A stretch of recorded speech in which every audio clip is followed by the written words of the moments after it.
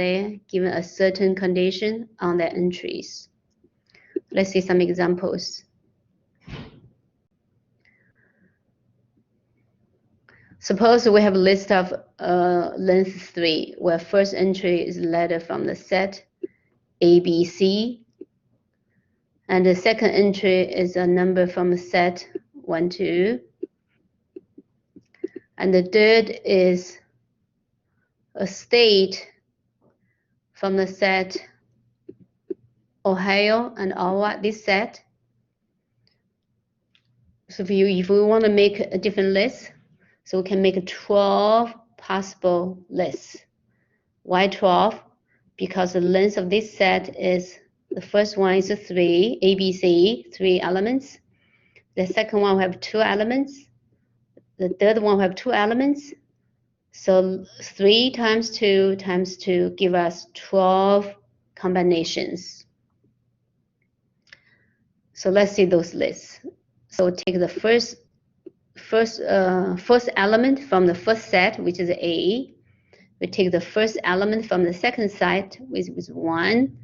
The first element from the third one, Ohio. So we'll make a list of A1 Ohio.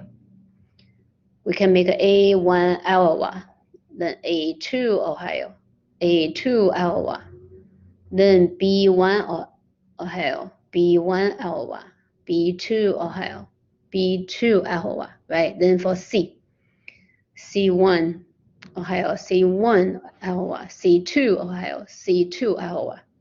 So we basically just permute each element, right? We just permute. Permute means, take turns. Well, each element in each set take turns to make a combination. So we have these 12 lists from 3 sets. Okay, something called multiplication principle. That's to find the length of the length I was actually talking about, right? What is the length of the list? Lists made of 3 sets. Let's just, multiply the length, the size of the first set, the second one, and the third one. So 3 times 2 times 2 get 12. Let's see. So suppose in making a list of length n, let's see, n, and there are A1 choices possible choices for the first entry, but A2 possible choices for the second entry, and the AN choices for the nth entry. So the total number of different lists can be made is just the length of the first one times the second one times the third one, so on and so forth. And this is called, some people call it counting principle. Here it's called multiplication principle. So for this course, this course has a coordinator, which you saw on your midterm exam, and her name is on the top of your midterm exam. So she used this multiplication principle, but when you go into statistics classes and some other courses, they may call counting principle, but that means the whole thing. They mean the same thing. Okay, anybody has any questions for this new thing, list? So we use open parentheses, close parentheses, then we'll put the entries inside, and the order of each entry is important. Anybody has any questions about this?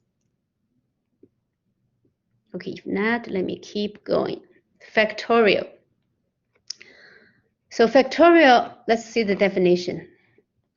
If n is a non-negative integer, okay, we start with 0 actually. Remember so we have counting number, right, which we use n to represent. N represent the counting numbers. Counting numbers means 1, 2, 3, 4. When we count how many things we have, we start with 1. And if we add 0 to the counting number set, that's called whole numbers. So factorial for this level, we only deal with whole number factorial. So 0 factorial. So factorial is this exclamation mark. All right. So 0 factorial is defined as 1. So this is by definition. This is by definition. I want to highlight this. Okay. 0 factorial equals to 1. All right, so remember this as a definition. All right, so 0 factorial equals to 1. And the 1 factorial we can follow by definition of factorial. So what's the definition of factorial?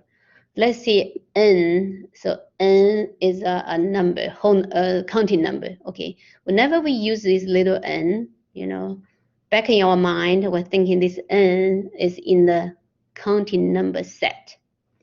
So n factorial equals to n times n minus 1 times n minus 2 up to 3 times 2 times 1. So 1 factorial is just 1, right? Because it's just 1. 2 factorial is 2 times 1, which is 2. 3 factorial is 3 times 2 times 1, which is 6. 4 factorial is 4 times 3 times 2 times 1. So it's just a counting number. You go down the counting number, you multiply them. That's 12, so on and so forth. So that's why we have n factorial equals to n times n minus 1 times n minus 2 down to 3 times 2 times 1. So this is the definition of a factorial, or for factorial. And we use exclamation mark to represent the factorial. Okay, so let's see this fact.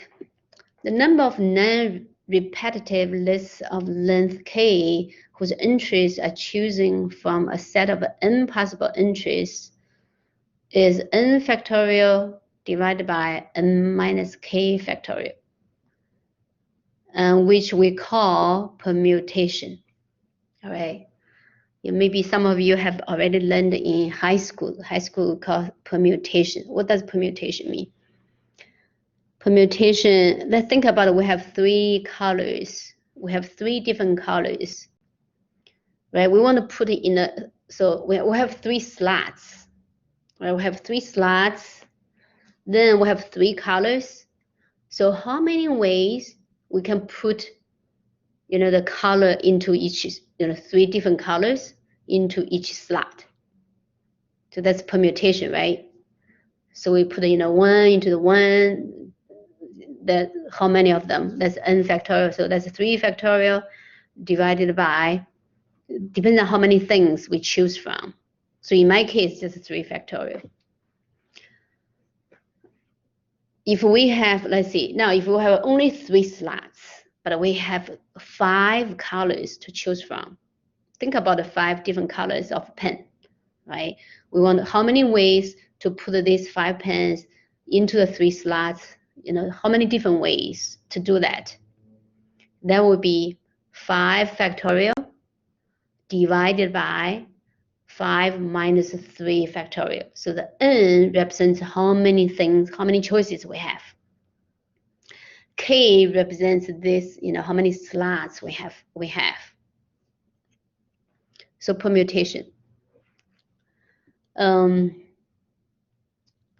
So suppose there are 5 people in a competition: Amy, Brian, Cindy, Dell, and Erica. At the end, someone will be in first place. So here we have 5 people. We have 5 choices. And but later on, we only have first place, second place, and third place. So these 3 places, think as 3 slots, right? We have 5 people here. We have 3 slots here. So how many ways to have different people in different slots? So that would be 5 factorial. 5 factorial divided by 5 minus 3, 5 minus 3, which is 2 factorial. So 5 factorial is 5 times 4 times 3 times 2 times 1. 2 factorial is 2 times 1. So, we simplify this, we calculate. We have 5 times 3 times 5 times 4 times 3. That's 60. So there's 60 ways to put 5 people into 3 slots, right?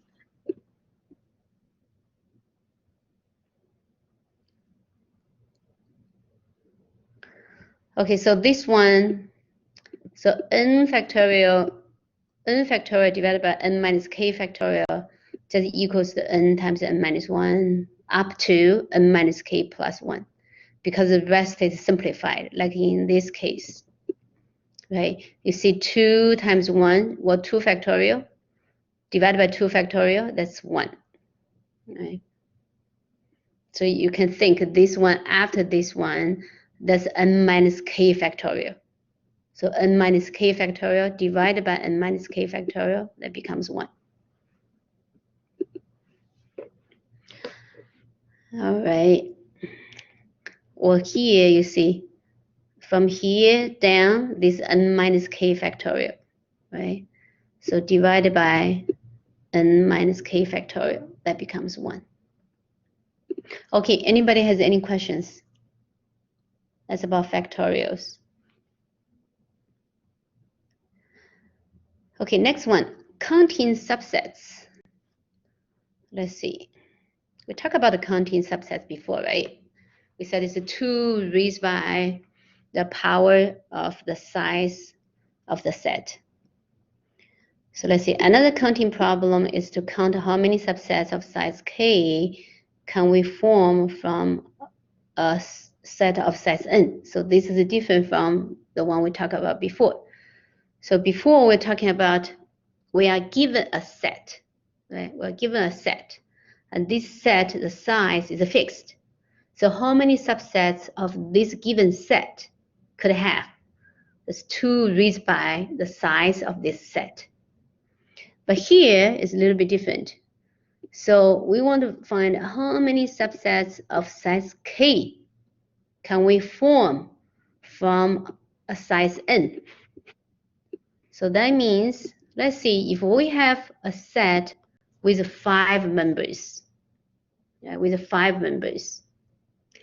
we want to count how many subsets there for 3 elements in it only, right? So that is this one. So let's see an example. That's n factorial divided by n minus k factorial. So let's see this example. Suppose we have a set of 5 people, and these 5 people, right? And the 3 of them are going to, 3 of them go on a trip. 3 of them, so we're choosing 3 out of 5 people to go on a trip. So how many possibilities are there? You see this one, we're going to go back to the factorial. We're going to go back to this one, this example. So those 2 are different. Those 2, yeah, those 2 are different. This one is called a permutation. So this one right here I highlighted is called a permutation. So in permutation, order matters. We're talking about 5 people fit into 3. 5 people choose 3, put them in first place, second place, and third place, right? So Amy in the first place is different from Brian in the first place. So the order matters in this case. So this is called a permutation. All right, order matters. But here, this example, you know, out of 5 people, we choose 3 of them to go on a trip. You know, maybe we choose Amy, Brian, Cindy. Yeah, those 3 go on a trip. You know, who's the first? Who's, you know, there's no first place, second place, third place. So those 3 people go as a group. And the order does not matter. As long as we choose Amy, Brian, Cindy, those 3 people are, you know, equally weighted. In this case, there's no first place, second place, third place. There's no difference. So those 3 has equal weights. But you see this previous example, the weights are different. You know, someone in the first place is different from someone in the second place or someone in the third place. So this one, the first one is called permutation. The second one is called a combination. It's called a combination. So what do we do with combination? When the order does not matter, we do an extra step. The extra step is this. 5 factorial divided by 2 factorial, that will be the permutation. Then we divide it by 3 factorial. Because we're not going to permute those 3 people. In the first case, we have to permute the 3 people, you know. So in the first case, it's like 2 steps. First, we choose 3 people out of these 5 people, right? Then we have to permute, you know, maybe Amy in the first place, Brian in the second place, Cindy in the third place. That would be one choice. Then maybe Brian in the first place, Amy in the second place, Cindy in the third place, right? Second. So 3 people will give us different permutations. But here, they go on as a group. So we are not going to permute. So we only choose 3 people out of these 5.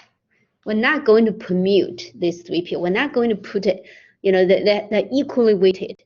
There's no order among them. So what do? We divide it by 3 factorial. We divide it by 3 factorial. So first we do 5 factorial divided by 5 minus 3, which is 2 factorial. Then we divide it by 3 factorial. So we have 60, so 5 factorial divided by 3 factorial, and 2 factorial again. So 60 divided by 6, get 10. All right, so this is called a combination. In combination, the order does not matter. You see here, when we have Amy, sometimes it does not allow me. Okay. We have Amy, Brian, Cindy. The second list we have, oh, hold on a second. This one was talking about the first one, right? If we put in a list, if we put, so this is the first situation we're talking about, all right? Into first place, second place. So that would be a list. So in the first case, the permutation, we can consider as a list. I'm trying to highlight this. It does not allow me to highlight sometimes. Okay, you see, please let me highlight. Okay. You see here, the permutation we consider as a list. So Amy, Brian, Cindy, right? The first entry is Amy, second entry is Brian. The third place is Cindy. The second list, the second list, the first entry is Amy, second entry is Cindy, and third entry is Brian. So you see the second one is different from the first one because the order are different. So consider the permutation as a list. The second case, when the 3 people go on a trip, you know, they're equally weighted. So we consider as a set. We consider as a set. So a set, as long as a set, so 2 sets are equal, as long as the 2 sets have the same elements. So Amy, Brian, Cindy, as long as this set contains these 3 people, there's no order. There's no order. So in that case, we only have 10 sets. 10 sets here. So this is a combination. So from combination, we think about making sets. For permutation, we think about making lists. The order of each entry matters. Okay, anybody has any questions? Sometimes permutation and combination can be confusing.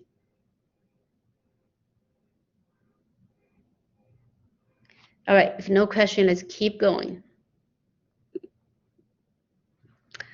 Let's see this definition. If n and k are integers, so usually k is less than n, right? So out of n things, we're choosing k of them. So usually consider k less than n. So we use this notation. Big open parentheses, big closing parentheses. we put the n on top, the big number on top. We put the k, the smaller number, on the bottom. Okay, so this notes, so this notes denotes the number of subsets that can be made by choosing k elements from a set with n elements. All right, so this symbol. The symbol is read as n choose k. So out of n, choose k many. So n choose k. Sometimes read as this, C. So combination, this C represents a combination of n comma k. Or sometimes you even see people read n on top right of n, read k as a full note of C. So put n as an exponent, put the k as a full note, but that represents the same thing.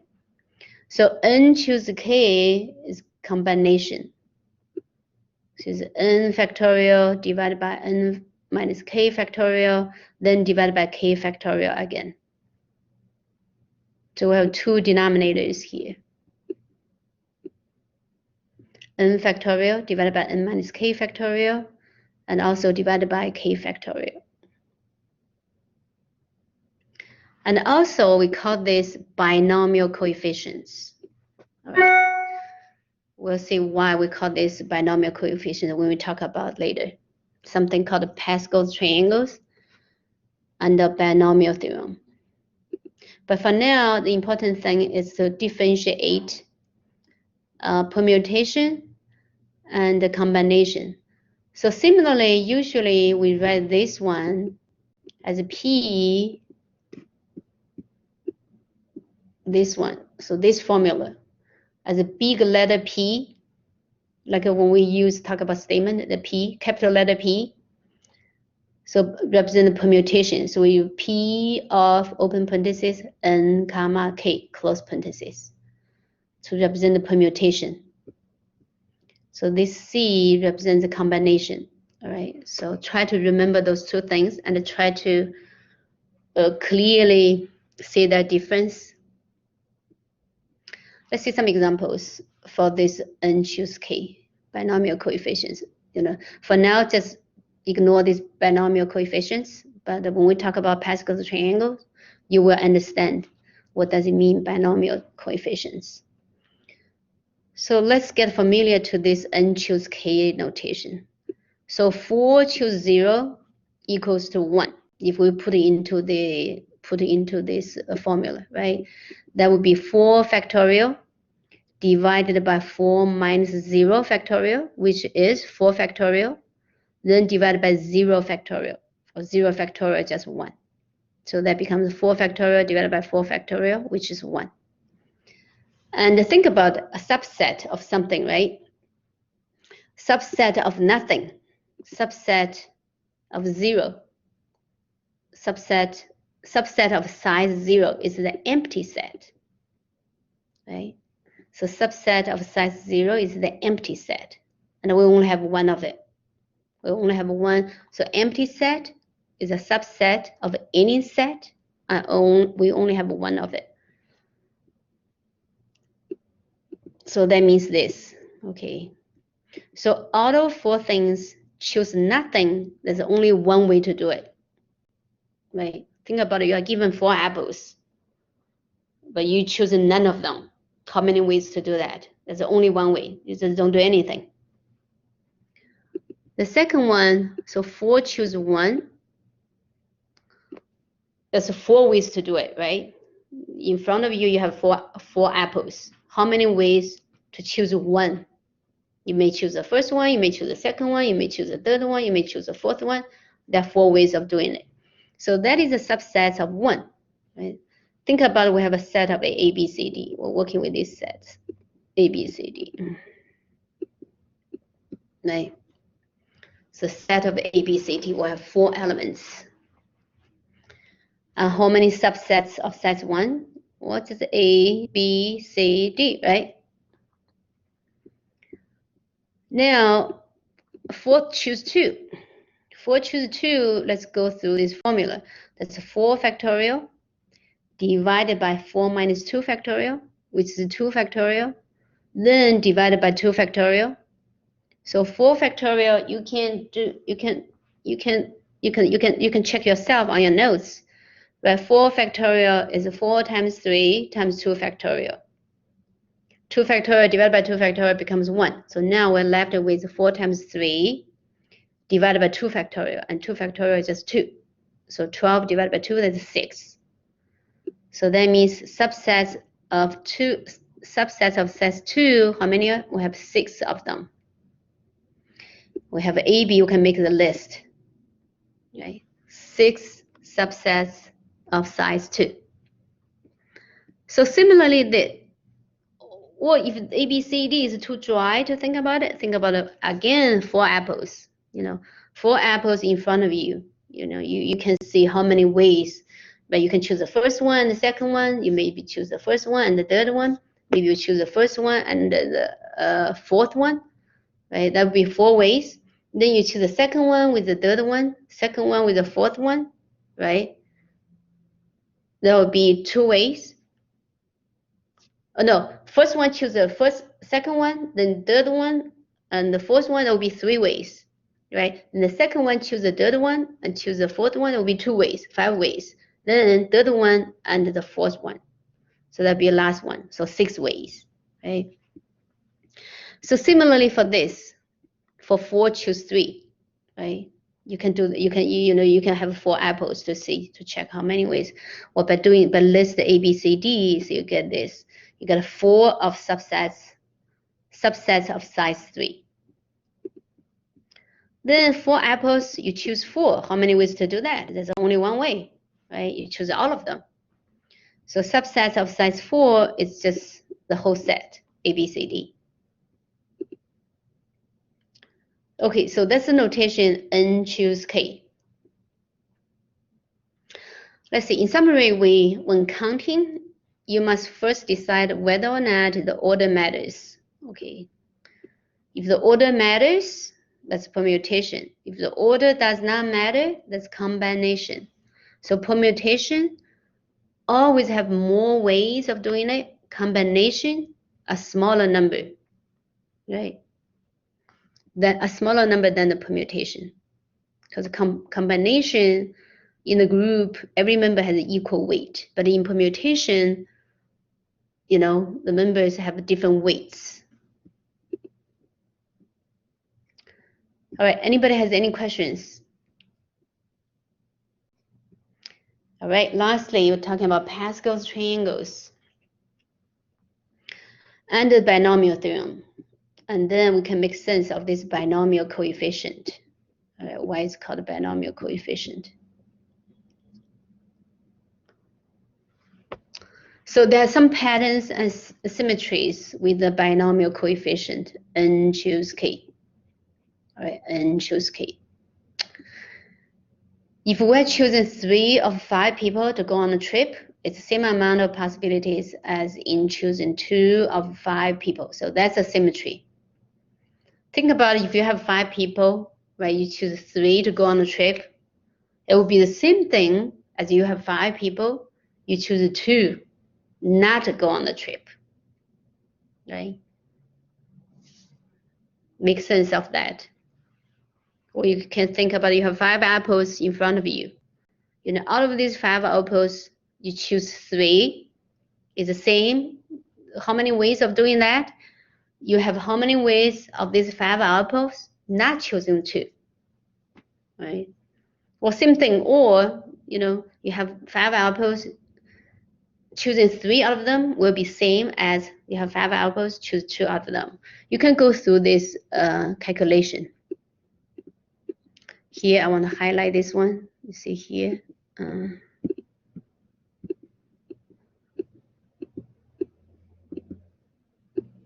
So this notation, this binomial coefficients.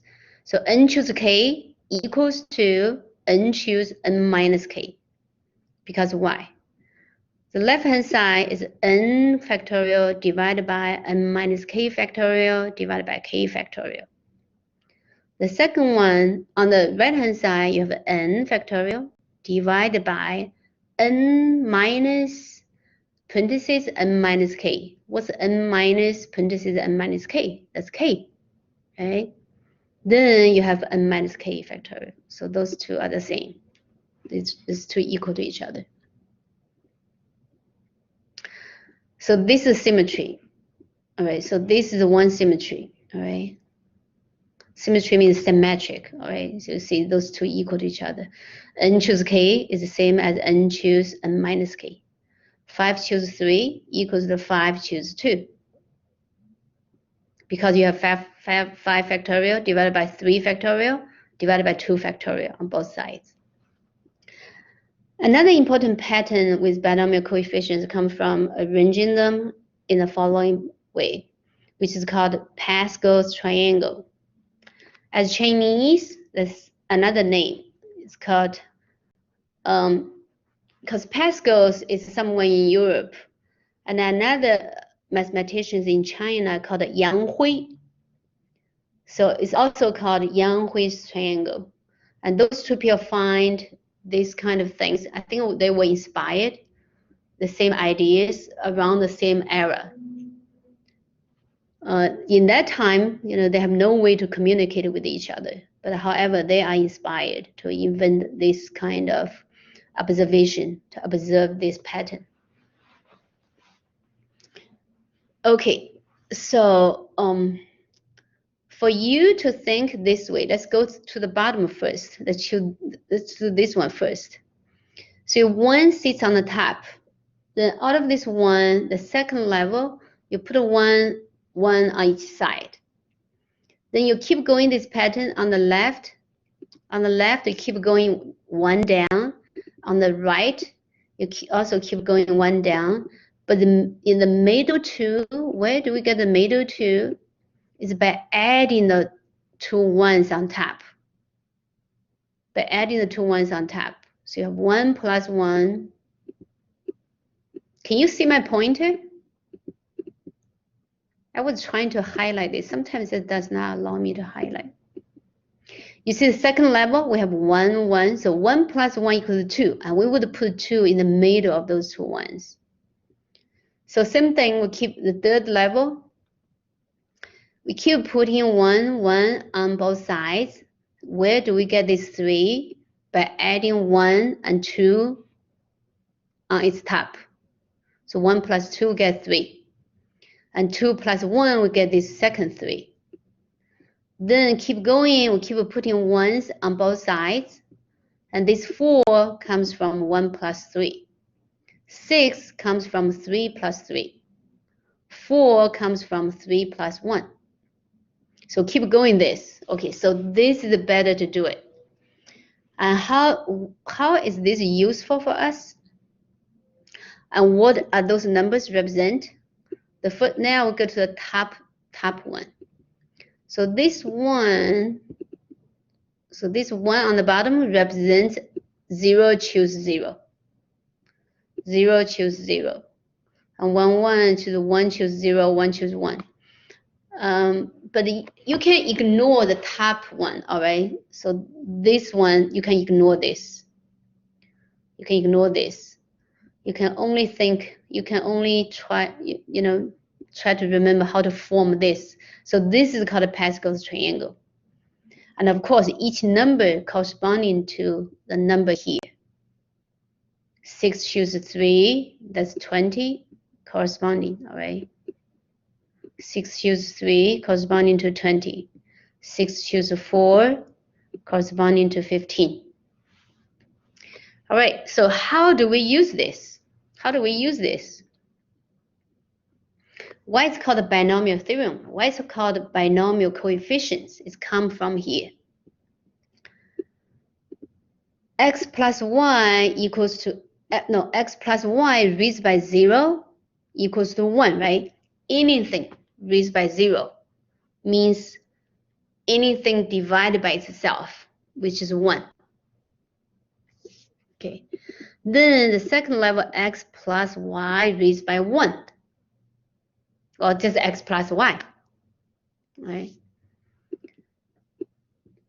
The third one, x plus y, parentheses square, we call this a perfect square. So perfect square, we would get the first one square, the second one square, the middle term is 2 times the first term times the second term, 2 times xy, right? So it represents over here. You see why it's called a binomial coefficient now? You see the x, so the second level is x plus y. The coefficient of x is 1. Coefficient means the number before a variable, just a name, coefficient, just a name. So you see the number before x, by default, just 1. The number before y, so x plus y, just 1x plus 1y. So the coefficient of x is 1, the coefficient of y is 1. Let's see the third level. The third level, we have 1x squared plus 2. We have x squared plus 2xy plus y squared, right? By default, x squared has 1 as coefficient. And the y squared has 1 as coefficient. And the middle term, 2xy, right? So you see 1, 2, 1, 1, 2, 1, 1, 2, 1 here. The top triangle, right? 1, 2, 1. And now you see this 1, 3, 3, 1. 1, 3, 3, 1 is x plus y raised by 3. It's cube. X cubed plus 3x squared y plus 3xy squared plus 1y cubed. So you see the coefficient, 1, 3, 3, 1. So that's why n choose k is called a binomial coefficient, comes from here. It's called a binomial coefficient, comes from here. You know, we can keep going. But what is the pattern of x and y? See, x here, let's see, check with the third power. X here, x goes descending order, and the y goes ascending order. You see, the first term, we have x cubed. Second term, we have x squared. Third term, we have x. And last term, we have x raised by 0, which is 1, which is x disappears, right? It's the power of x descending from 3 to 2 to 1 to 0. And the y, the power of y ascending. X cubed, that's y to the 0, right? Because we don't see y. And the second term, we see y to the first power. Then we see y squared. Then we see y cubed. So now, if given you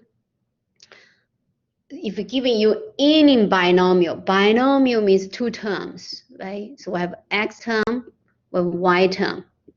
So x plus y is called a binomial, right? Binomial, 2 terms. Bi means 2 terms.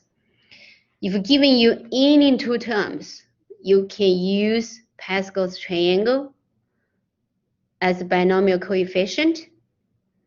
And following the first term goes descending order in the power. The second term goes ascending order in the power. So you can list all the members.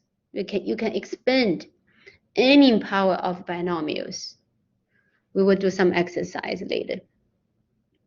So to use in general, binomial theorem says if n is a non-negative integer, then x plus y raised by n equals to the coefficient, the binomial coefficient.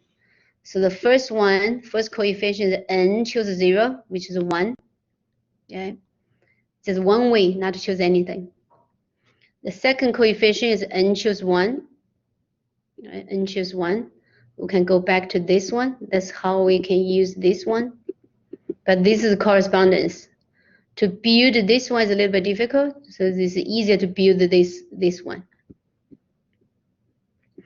But in this theorem, it says, okay, the first term is n choose 0.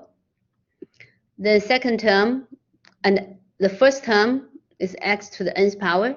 Second term is to the 0 power. This one, so n choose 1. binomial, right? Binomial coefficient, n choose 1. The power of x descends from n to n minus 1. The power of y, the second one in the second one, y, goes ascending from 0 to 1. Okay, the third one, binomial coefficient is n choose 2. Then power of x reduced to power of 2, increase to, so on and so forth. So the last one will be out of n choose n choose n, x to the power of n minus n, which is 0, while x to the 0 power will be 1, and y to the nth power. Right. You see, this is very symmetric, right? This is the obvious pattern and very symmetric. So in summation notation, we would write this way. We would write n choose k, right? Summation, let k goes from 0 up to n choose k, x to the power n minus k, and y to the k's power. So this is binomial theorem. Anybody has any questions?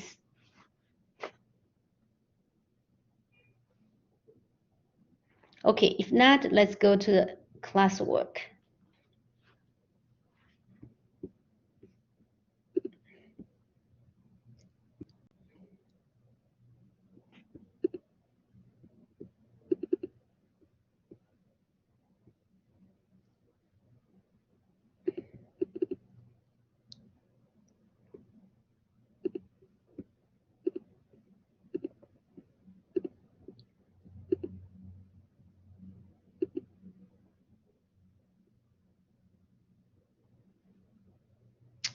Okay, so the first question we have A, B, C, D, E.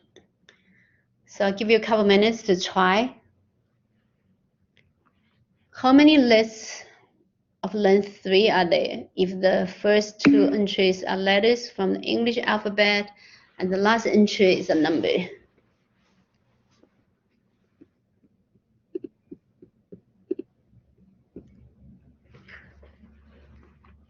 Okay, Jean, she said A has infinite many.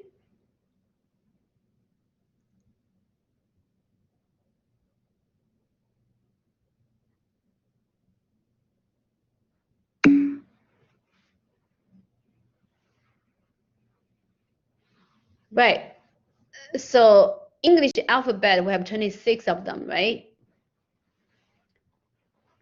And the numbers, think about number digits. How many digits we have? We have 0, 1, 2, 3, 4, 5, 6, 7, 8, 9, right? We have 10 digits. So it wouldn't be infinite many, right? Because we're still working with the finite sets.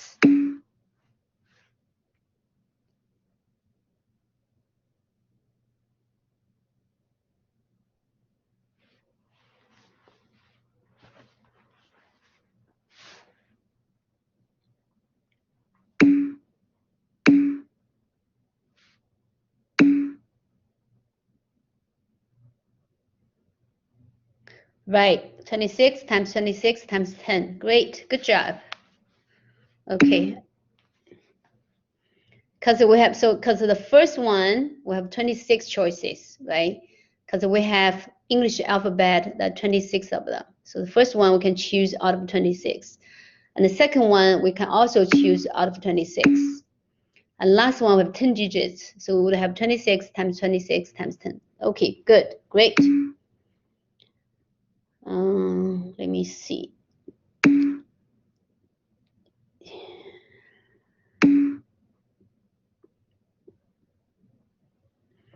Okay, B, how many lists of length 4 can be made from the letters A, B, C, D?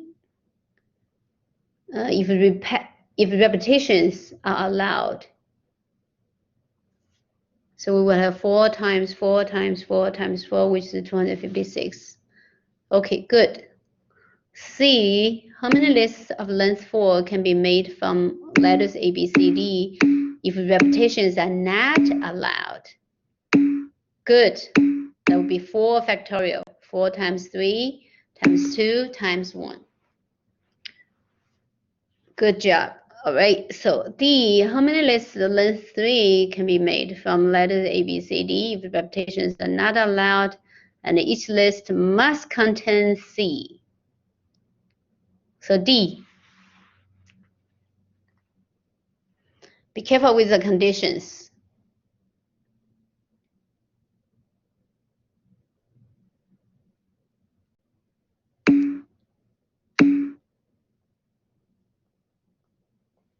Six. So 1 is fixed, right? So C has to be in it. And repetition is not allowed. That means we're only left with A, B, D to choose from. And then we have the 3 times 2, which is 6. Right? Anyone has a question why it's 6? Because first we have to fix C. C has to be in it. And then repetition is not allowed. That means we cannot choose C anymore. So we only have A, B, D available. So we only have 3 available. Right? So out of these 3, we choose 2. Right? So for the first one, we have 3 choices. For the second one, because we cannot because repetition is not allowed. For the second one, we only have 2 choices. So it's 3 times 2, 6, 6. Anyone has a question for this, for D? All right, let's try the last one, E. A bet in an 8-digit binary string, right? If you're a computer major, you know this, right? A string of a bet formed by 0, 1, 0, 1, 1, 0, by 0 and 1, 2 digits, means on and off. So we have 8-digit binary string, which is a list of ones and zeros. How many sub-bet strings are there? How many end in 0? How many have the second and the fourth digit of ones? Okay, great. This question takes a little bit of time.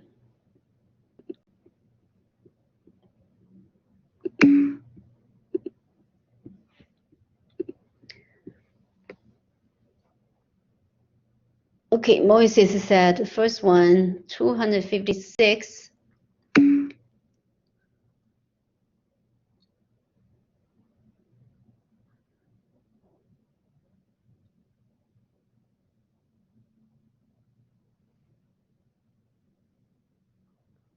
$128.64.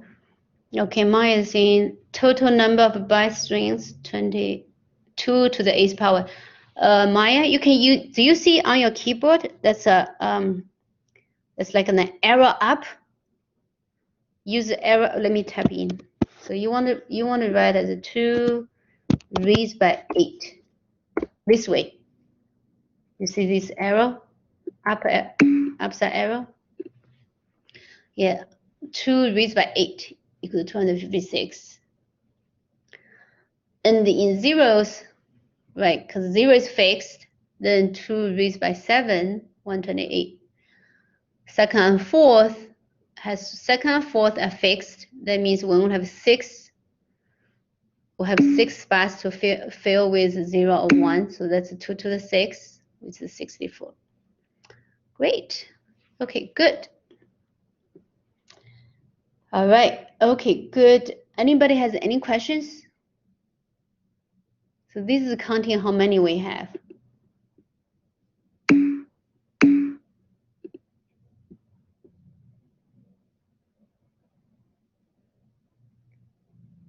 Maria, E, right? Question E.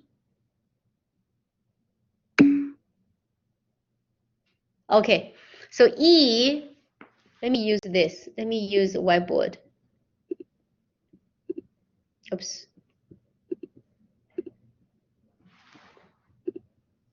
So think we have 8 spots, right? So 1, 2, 3, 4, 5, 6, 7, 8. Think about the 8 bytes. And each one can be 0, can be 1, right? So that means the first one, so we use 0 or 1 to fill these spots. So the first one, how many choices? You know, it can be 0, can be 1. So counting principle again. So 2 choices for the first one, And second one got two choices, because you can put a 0 in, you can put a 1. You know, every spot we have two choices. Every spot we have two choices. Because we have 8 spots, so that's a 2 raised by 8. 2 raised by 8, which is, if we calculate, that's 226. Now the second part is saying, what about the last one is 0? Oops. 1, 2, 3, 4, 5, 6, 7, 8.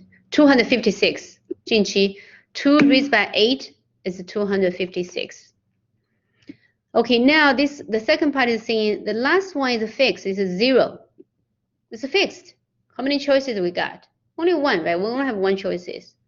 But the rest of the 7 spots, we can put a 0, we can put a 1. So we have 2 raised by 7. 2 raised by 7 times this one choice, that's 2 raised by 7. 2 raised by 7, which is 128. Make sense?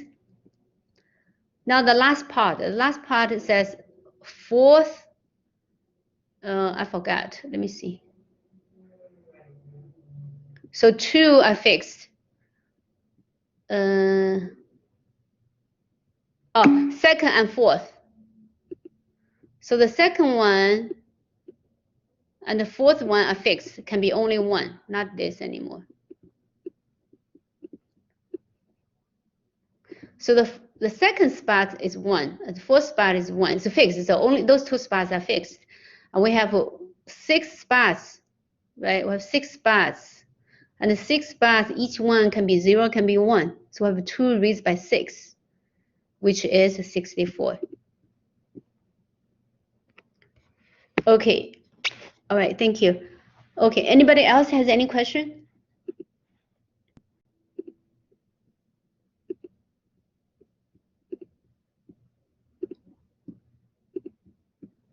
Okay, I'm going to call people for the second one, all right? Because I don't see, let me see. Aidan, I'm not seeing your participation. Aidan, are you here?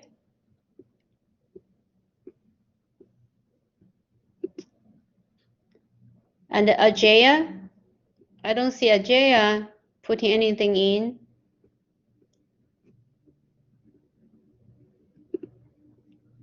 Remember, you have participation grades and Dayong. I don't see anything from you either.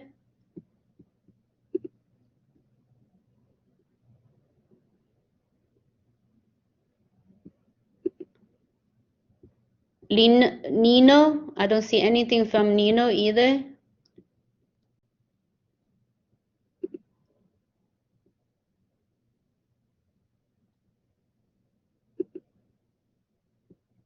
Okay, the rest of you guys are doing great. Okay, Aidan, are you here?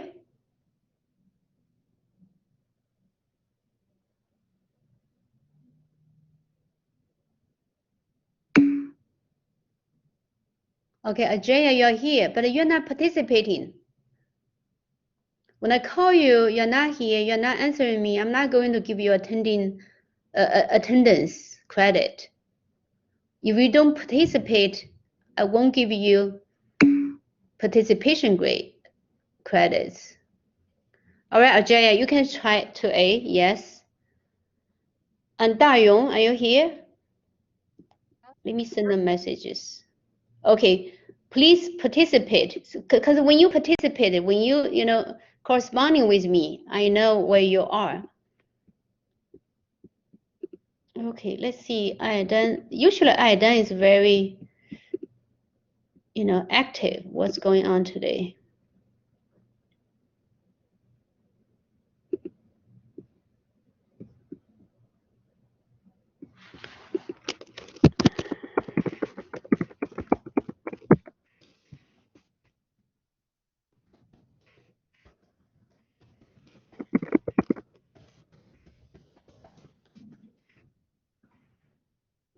All right.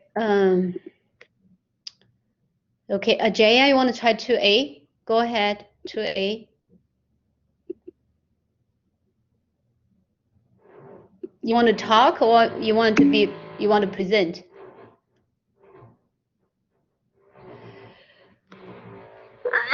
Excuse me. Oh, okay, Ajaya is typing his answers. Let's see. So compute 3 factorial, 4 factorial, 5 factorial, 10 factorial. This should be easy, right? And Ajaya is saying 3 factorial is 3 times 2, which is 6. 4 factorial is 4 times 3 times 2, 24. And the 5 factorial is 24 times 5, 120. And the 10 factorial is a big number.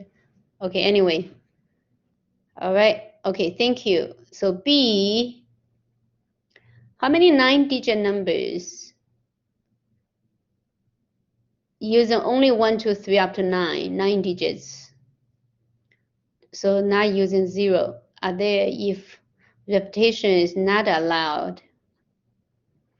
How many are there which have at least 1 digit repeated? Okay, B. Let's see. Dayong, do you want to try to B?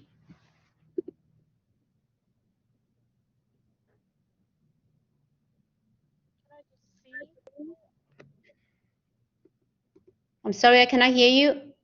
Hello? Yes.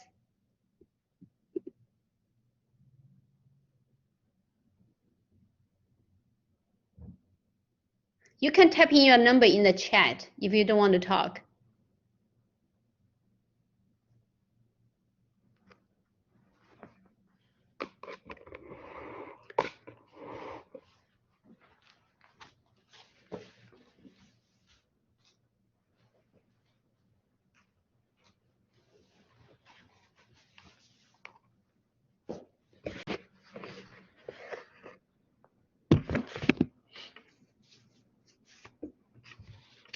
Do you need a little help?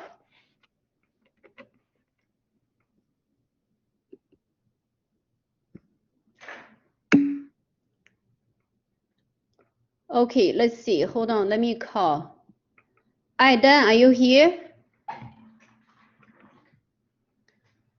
All right, Ishrat, do you like to help Dayong?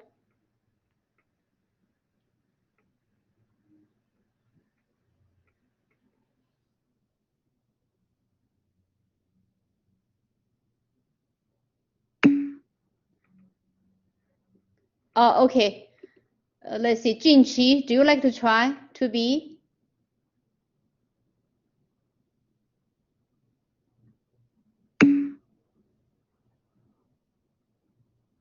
Oh, okay. You only show this huge number. How did you get this number?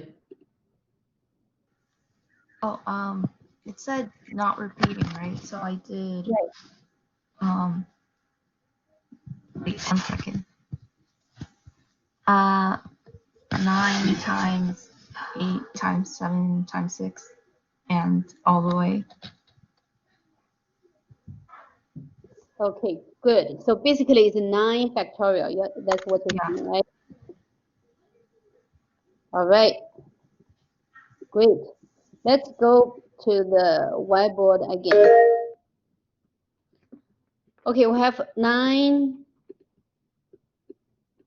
1, 2, 3, 4, 5, 6, 7, 8, 9.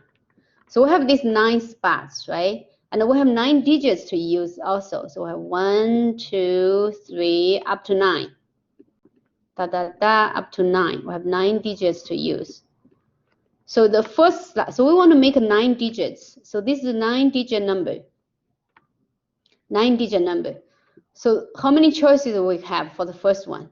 You know, we can choose 1, we can choose 2. Because it's the first one, we have 9 choices. But then the rest of the spots cannot be 9 anymore. So 9, you know, we have 9 choices. But then the second one, we have 8 choices, right? Because 1 digit is already take the first spot. Now 2 digits take the 2 spots. We're left with 7 choices. So on and so forth. So this is 9 factorial. Okay, whenever we use factorial, just let's use it, right? So we just write it as 9 factorial. We don't really need to compute the number to answer these kind of questions. All right. Let's see. Does this make sense to you, Dayong, Ishrat?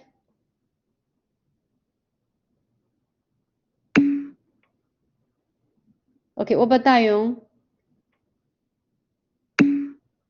Okay, all right. Now, Dayong, do you like to try the second part? The second part,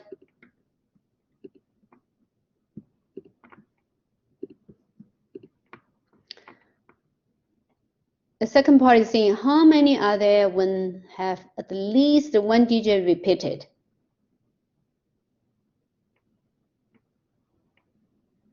Now, only 1 digit you can repeat. So one slot, one spot you can repeat.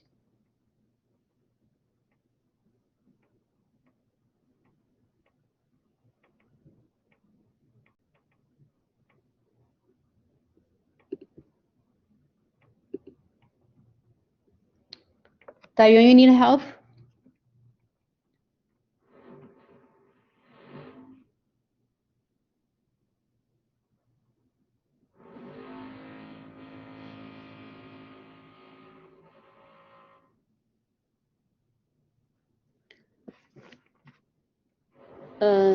Okay, Maria, do you like to try the second part of B, 2B? How many are there which have at least 1 digit repeated?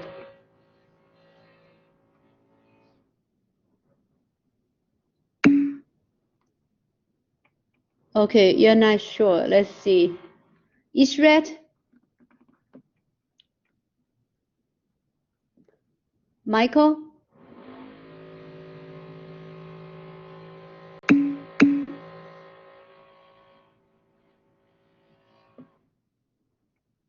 Maria, that's a good try, but it only allows you 1 slot to be repeated.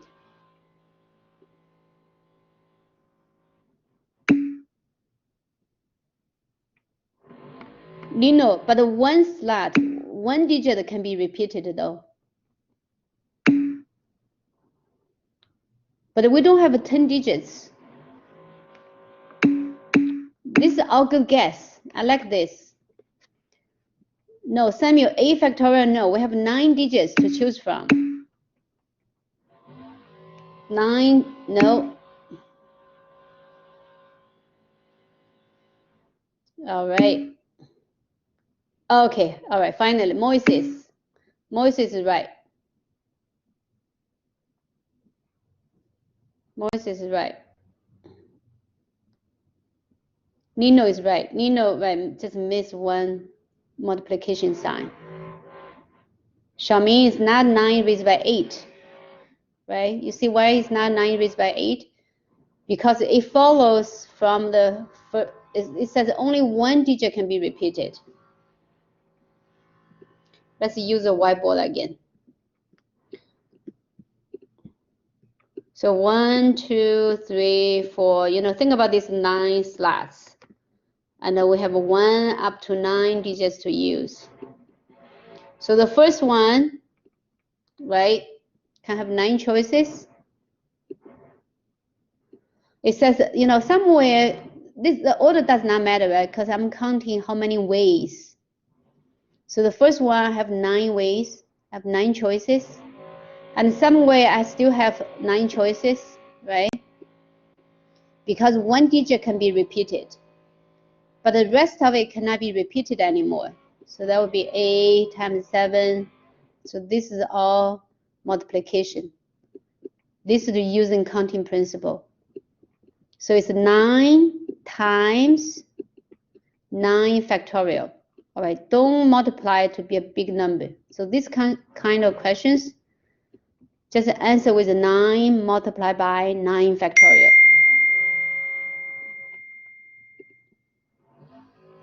All right, anyone has any questions?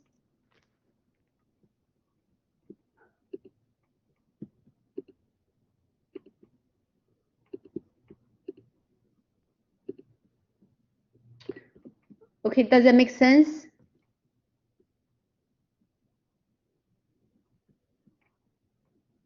Right, the first part, so I guess this might be confusing. So first we have 9-digit numbers, right? So this means, we want to form a 9-digit number. And then we use the digits 1, 2, 3 up to 9, no 0. And the repetition is not allowed. That means this, how many choices we have? 9 factorial. The second one, once one digit can be repeated. So we got 9 times. Oh, hold on a second. I'm wrong. 9 times. Oh, yes. 9 times, right. Because the last one is 1. Because we have 9 times 9 times 8 times 7 up to 2. Okay, let's try C.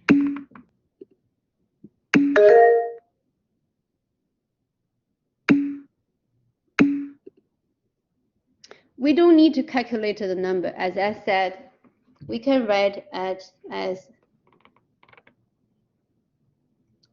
it only repeats one digit, right? Only one digit can be repeated. So we have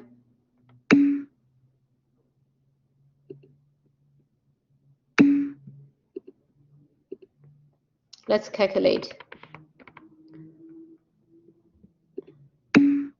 So think about this. We have 1, 2, 3, 1, 2, 3, 1, 2, 3. So let's write how many choices we have. All right. So then each spot can be 1 up to 9. All right, can be 1 up to 9 on this each spot.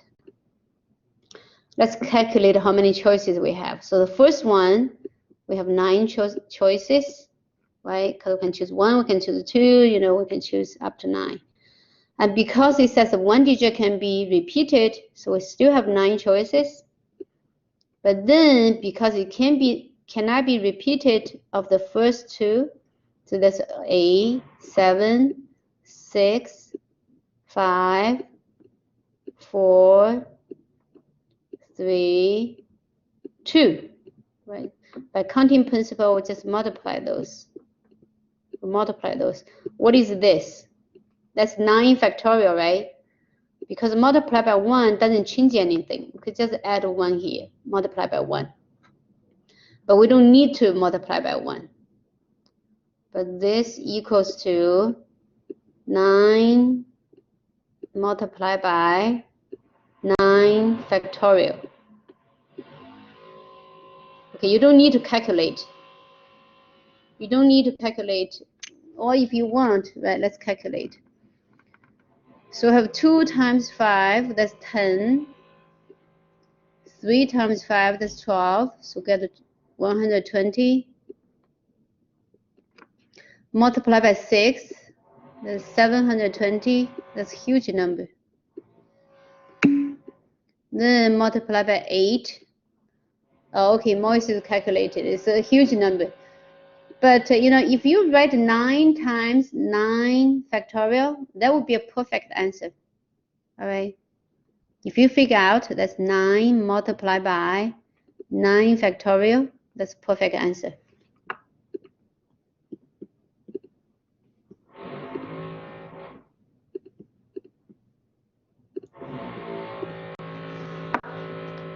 Okay, let's keep going. Let's see C. 100 factorial divided by 98 factorial. Okay, Dayong says it's 126. Okay, how did you get 126?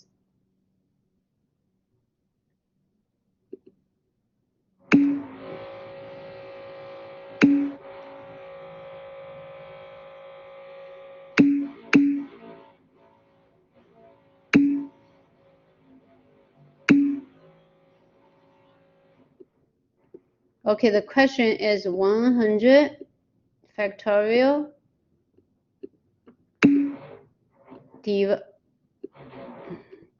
divided by 98 factorial. Okay, I see Moise's answer is right.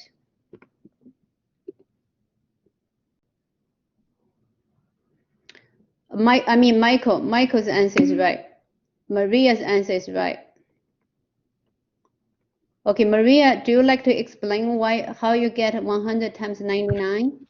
Sure. So I remember in the previous examples when it was 5 factorial over 2 factorial, you could cross out the numbers that were both. So you could cross out the 2 and the 1.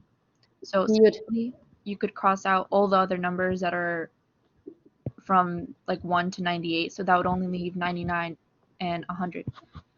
Wonderful. Okay. So 100 factorial we can write as this. 100 times 99 times 98 factorial. Right?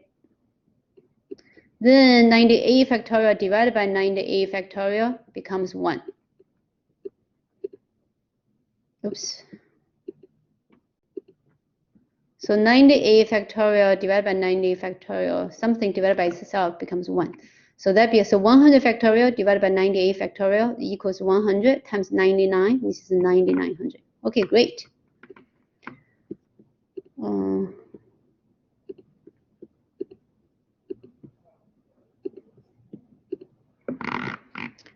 All right, so that's a C, and let's see 3. 3, we have 4 questions. Let me make it a little bit bigger. Oh, we have 4, A, B, C, D. How many 4-element subsets does the set? 1, 2, 3, 4, 5, 6, 7, 8, 9. So 9 elements here have. Remember, we use the binomial coefficient. So this, we have 9 here. So that means 9 choose 4, right? 9 choose 4. I wish they could allow me to write on this. Just like this notation, right?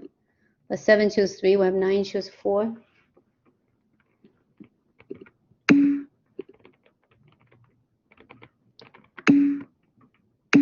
Okay.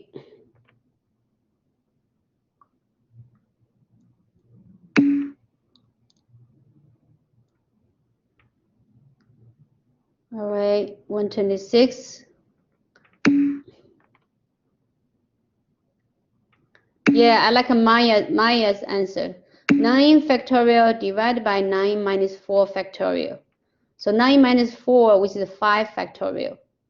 Then 5 factorial divided by 5 factorial is 1. So we're left with 9 times 8 times 7 times 6 times, right, just 9 times 8 times 7 times 6. Great.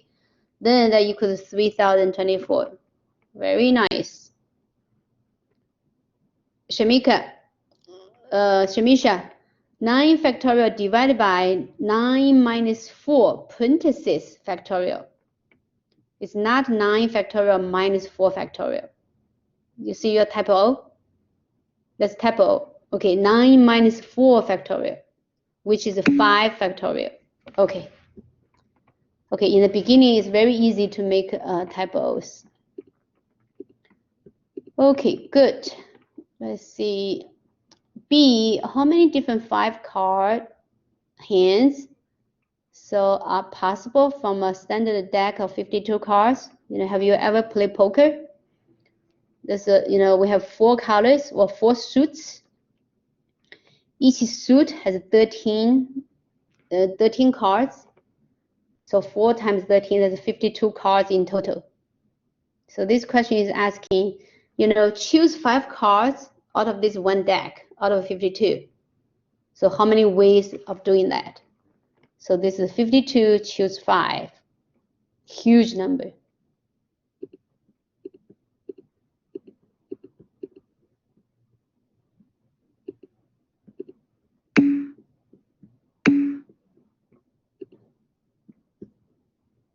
Huge number, okay.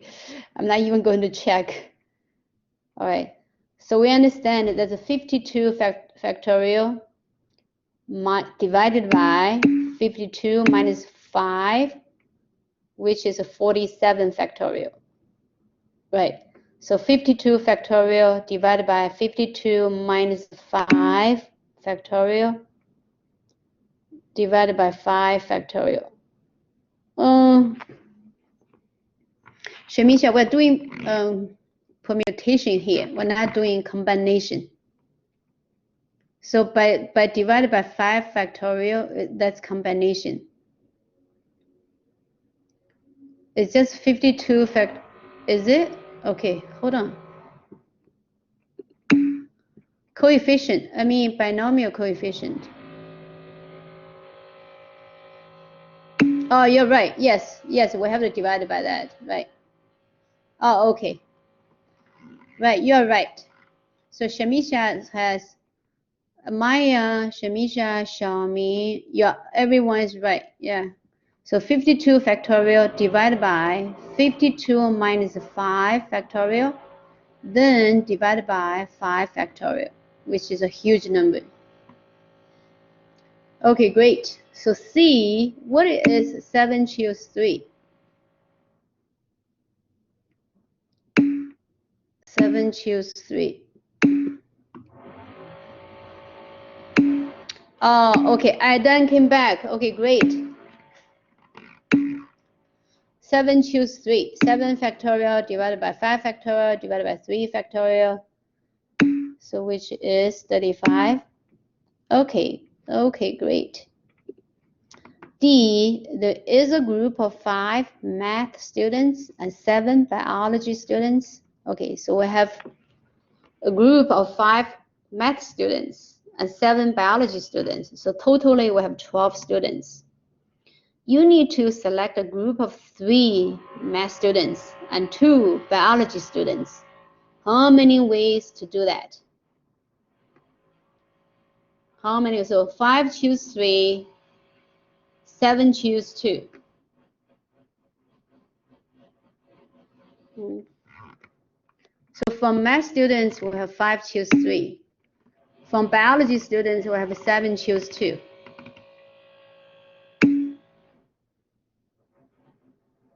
Total, we have 12. If you want to think about 12, right? 12, that's maybe better to think them differently. Because out of 5, we need to choose 3. Out of 7, we need to choose 2.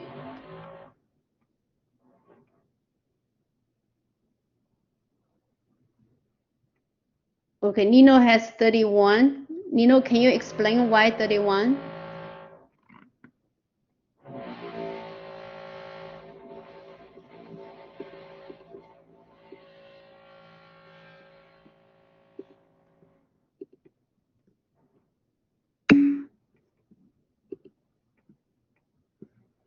Nino is saying, okay, for the math students, she has 5 factorial divided by 3 factorial divided by 5 minus 3 factorial or 2 factorial.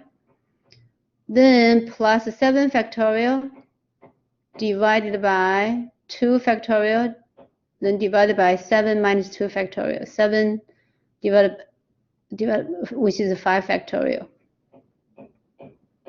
You're missing factorial, right? You're missing factorial sign. Can you explain why it's adding? We have this many ways to choose math students. We have that many ways to choose biology students.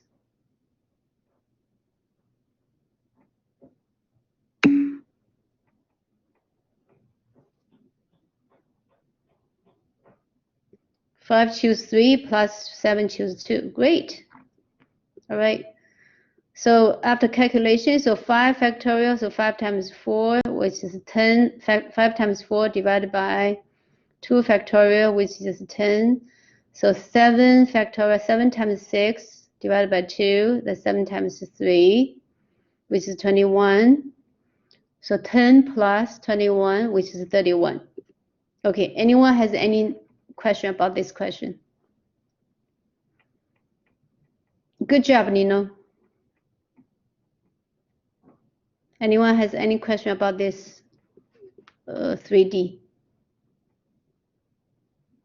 All right, now let's go to 4. 4, we're trying to do binomial theorem. Okay, Maya is asking, why is it not 10 times 21?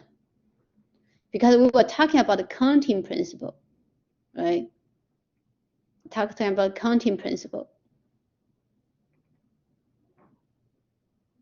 Maya, do you see why? Right. We're not choosing out of one set. So this is the two sets.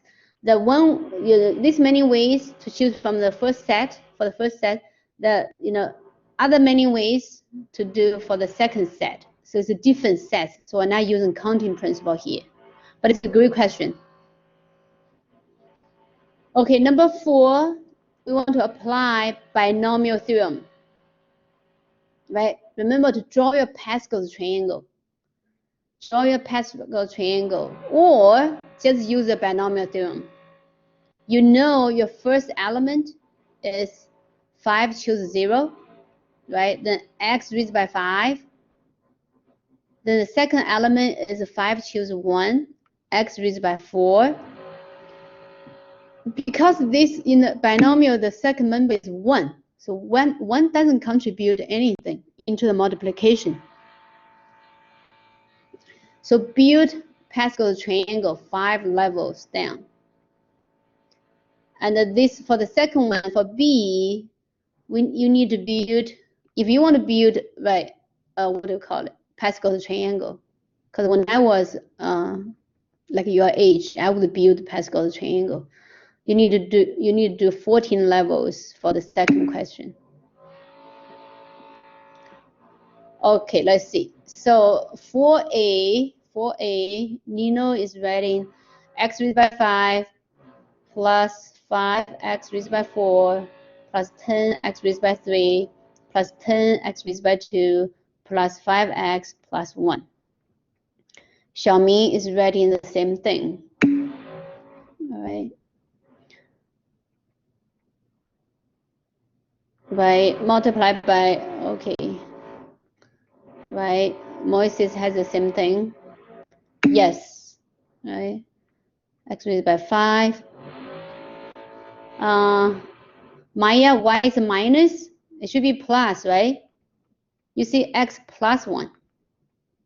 Everything should be plus. X raised by 5 plus 5x raised by 4 plus 10x cubed plus 10x squared plus 5x plus 1. X should be plus. Okay, good. We always make typos. By adding x raised by 5, 5x raised by 4 plus 10x cubed plus 10x squared plus 5x. Yes, yes. The second one may take a little bit of time, but if we remember the pattern, it should be easy to write it out.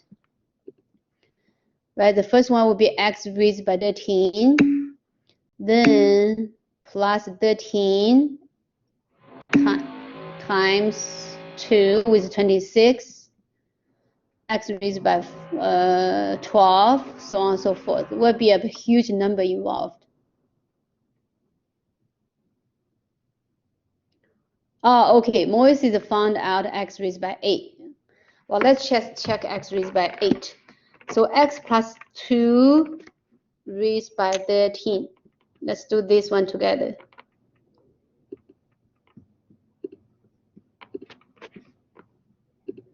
So we want to find out x plus 2 raised by 13. We want to find out the x raised by 8 term. We want to find the coefficient, the number before x raised by 8. So how do we do that? So the 8th term, x raised by 8. So x raised by 13. Remember, we have this n choose k x raised by n minus k. I'm thinking about the y, x, y. In this case, y is 2, right? So 2 raised by k. Let's use this. In our case, our n equals to 13. Oops. And what's our k? So this is n. And we want n minus k, so n minus k to be 8. Because we want x raised by 8. So n minus k to be 8. So in our case, n is 13. So 13 minus what is 8? 13 minus 5, right? So k is 5. So we want to write 13, choose 5. Then x raised by 8. Then 2 raised by 5. So we need to calculate 13 choose 5 multiplied by 2 raised by 5. That's a huge number. Let's see.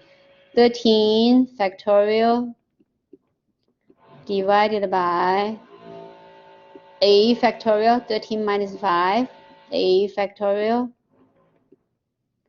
divided by 5 factorial.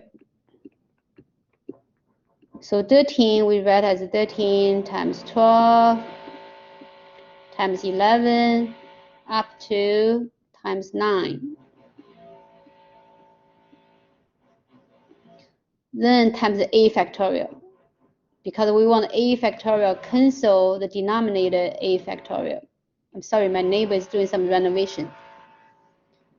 So we have 13 times 12 times 11 times 10 times 9. Because this cancels with this. The 5 factorial is 5 times 4 times 3 times 2. Well, let's do some cancellation. So 12 cancel with this 3 times 4. But then we have 10, we have 11, we have 10. 10 cancel with this 2 times 5. Right, so 10 cancel with 2 times 5. So now we're left with 13 times 11 times 9. So let me write here. So 13 times 11 times 9. Right, everything else is cancelled. Then we have this 2 raised by 5. So multiply by 2 raised by 5, which is 32. So, multiply those numbers. 13 times 11 times 9 times 32. All right, anybody has any questions?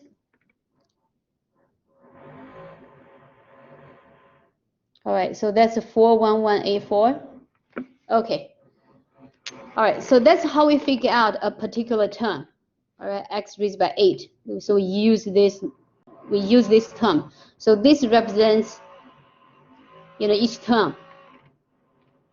We use this to figure out.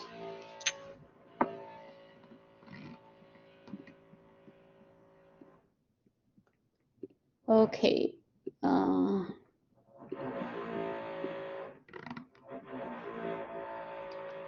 Let's see some additional problems. Let's see, a lesson play is list of them. Okay. So this is easy. Yeah, this one is similar, right? We have done this similar. Okay, let's try to do this one, the first one. A lesson play is a list of length 7. So imagine we have 7 spots to fill, all right? Where the first 3 entries are letters.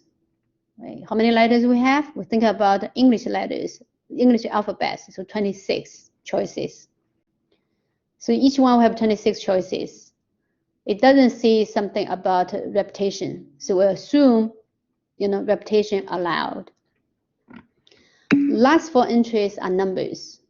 And numbers means we can choose from 0, 1, 2, so we have 10 choices, because we have digits, right? 0 up to 9, 10 digits. So Lino is saying, so for the 3 entries of letters, we have 26 times 26 times 26, because we're using a counting principle. Well, plus, Lino is saying plus, oh, hold on one second.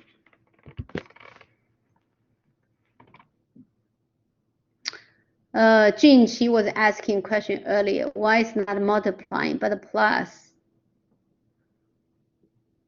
It should be multiplying.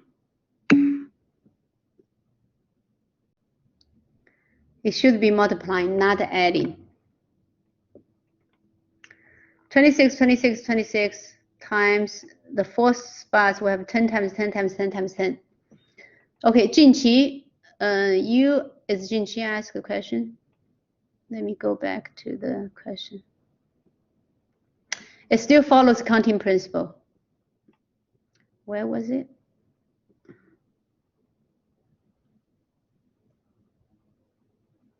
Oh, Maya asked. Okay, remember the previously we said out of 5 mathematics students, we choose 3. Out of 7 biology students, we choose 2. So in the end, how many choices we have? We still have to multiply. It is multiplication. All right, it's not adding. It's multiplication. It follows counting principle. It's still multiplication. So Moises is right. So we have 26 times 26 times 26, then times 10 times 10 times 10 times 10. Because 4 digits out of 10, yeah, 3 letters out of 26. It doesn't say anything about repetition, so just like that. So 26 raised by 3 times 10 raised by 4. Okay, so let's see second one. All right, second one I'm going to ask because some people are not seeing anything.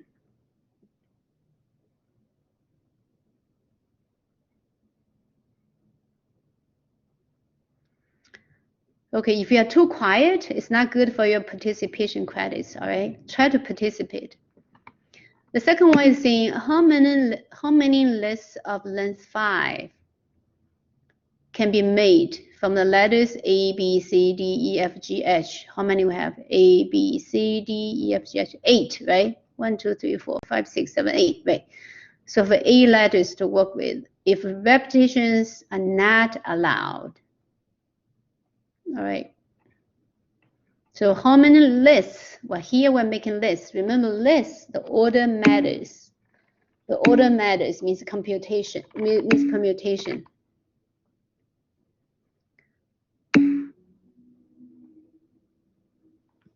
Okay, let's see.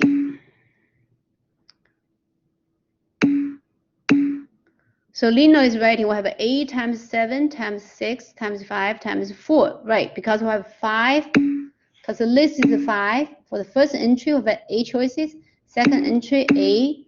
Third entry, 6. Fourth, fifth, fourth. Multiply 6, 7, 20. Great. Okay, Da Yong is writing as A factorial divided by 5 factorial. A factorial divided by 5 factorial. You mean A minus 5 factorial, right? A factorial divided by 3 factorial. Dayong, do you see why it's not A factorial divided by 5 factorial? It's A factorial because in the formula of permutation, it's n factorial divided by n minus k factorial. It's not dividing k factorial, it's dividing n minus k factorial. So it should be n factorial divided by a minus 5, which is 3 factorial. Okay, good job. Okay, good job. Okay, great. Okay, last one. How many different 5-card hands which contain at least one ace?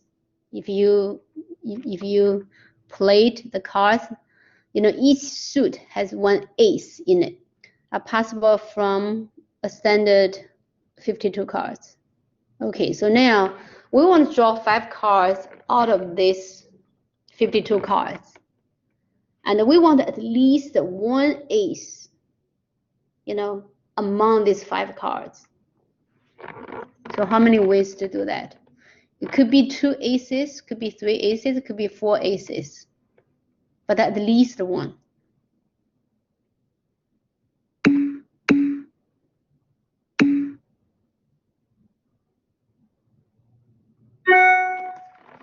Okay, Jinqi is saying 52 factorial divided by 4 factorial. Why is that?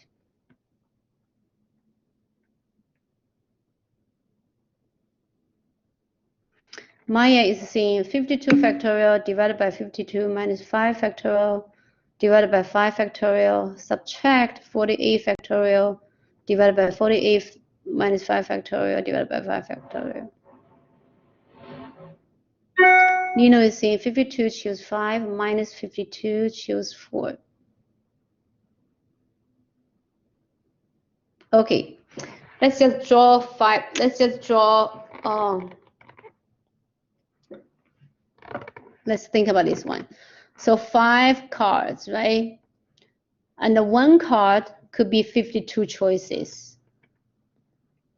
Then think about at least, so at least one of them, you know, could be at least one or at most 4 of them are aces.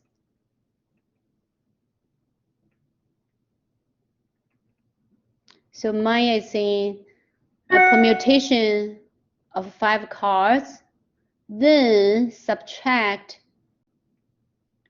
48, because the 48, take the 4 aces out, so there are only 48 left. So without an ace, right, without even one ace, how many permutation there? It's 48 factorial divided by 48 minus 5 factorial divided by 5 factorial. So I would go with Maya's answer. So Maya's answer is saying, okay, first, I'm just considering all possible ways of choosing 5 cards, right? Then I'm subtracting out of those many ways, I'm subtracting the ways I don't get any ace, right? So 52 factorial, so the first part of her answer, let me just copy and paste. First part of her answer is for any 5 cards. You just choose 5 cards out of 52 cards. Then subtract those 48 cards. Subtract the many ways, you know, does not get any ace. So I would agree with Maya's answer. Oh, okay. You know, it's saying, but it doesn't say we need to get at least one ace. It does not? No, it says contains at least one ace are possible. You know, it does see that. It's 3. Question 3. So which contains at least one ace. All right. Does it make sense, Nino? Yeah. Yes. Okay. Maya's answer is good. Okay. So the total many ways of choosing 5 cards, subtracting the total many ways of not getting any ace. Okay, great job, guys. All right. And any other questions? If not, I'll see you tomorrow. All right. If you have any question or any objection about your exam grades, let me know. Or if you want to talk anything about your exam, if some you know, something doesn't make sense to you, let me know. All right. If no questions, I'll see you tomorrow. Okay. Oh yes, tomorrow. Tomorrow is Thursday.